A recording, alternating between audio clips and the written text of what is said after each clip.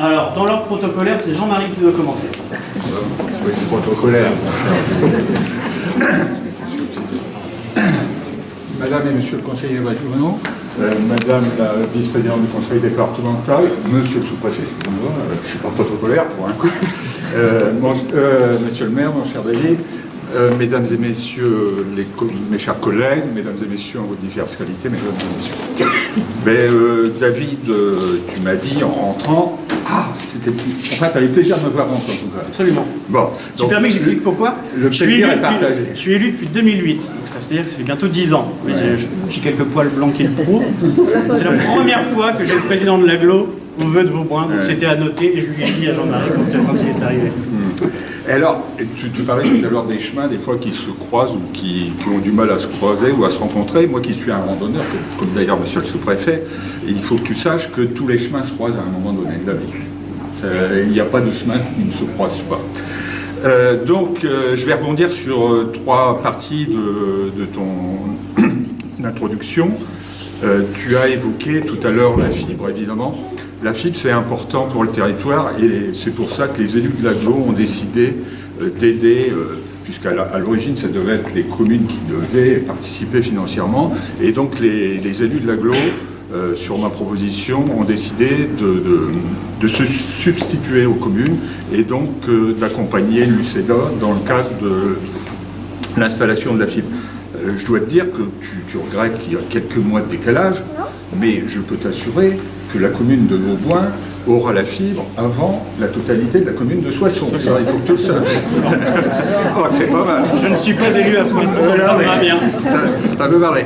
Et il faut aussi que vous sachiez que c'est un coût important, c'est 5 millions d'euros pour l'agglo, donc ce qui n'est pas rien. Donc tu parlais des finances de l'agglo, il est évident que les finances de l'agglo ne sont pas extensibles à satiété, sachant que les dotations d'État baissent d'une manière régulière et parfois drastique. Donc je voudrais rebondir sur le deuxième point que tu as évoqué, et qui me concerne. Tu as parlé du ruissellement, et c'est vrai que c'est des sujets récurrents dans nos communes respectives, et tu as parlé des syndicats, et tu sais aussi qu'on aura d'ailleurs cette semaine à décider de savoir si on met en place ou non une taxe qui s'appelle la taxe Gemapi, et qui est nécessaire à abonder cette compétence nouvelle qui échoit à l'agglo. Donc il est évident que dans cette optique-là, et afin de ne pas grever le budget de l'agglo qui est déjà pas mal entamé, il sera nécessaire que les élus prennent leurs responsabilités et puissent se positionner clairement par rapport à cette nouvelle taxe qui sera, je vous rassure pour l'instant, complètement inodore, c'est de l'ordre de 1 ou à 2 euros par foyer fiscaux. Le troisième sujet que tu as abordé, et je conclurai là-dessus, c'est le plus. Le plus, évidemment, c'est le document d'urbanisme qui permet de construire et d'agrandir le village, évidemment, avec l'avis de la collectivité. Et c'est la collectivité qui donne le là dans cette affaire. Et il est évident que c'est important pour une collectivité. Alors, je te promets, mon cher David, tu vois, et c'est pas une promesse de Gascon. De toute façon, c'est filmé.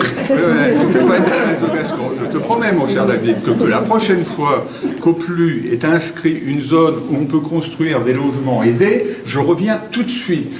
Donc, parce que tu sais, évidemment, que la commune de Vauboin, contrairement à ses voisines, n'a pas pour l'instant de logements aidés, et je pense que c'est nécessaire que tout le monde, et c'est pas ton patron qui dira le contraire, que tout le monde porte sa part. Donc, je souhaite, pour ma part, et je souhaite revenir le plus rapidement possible, donc je souhaite pour ma part que ça soit inclus dans le plan.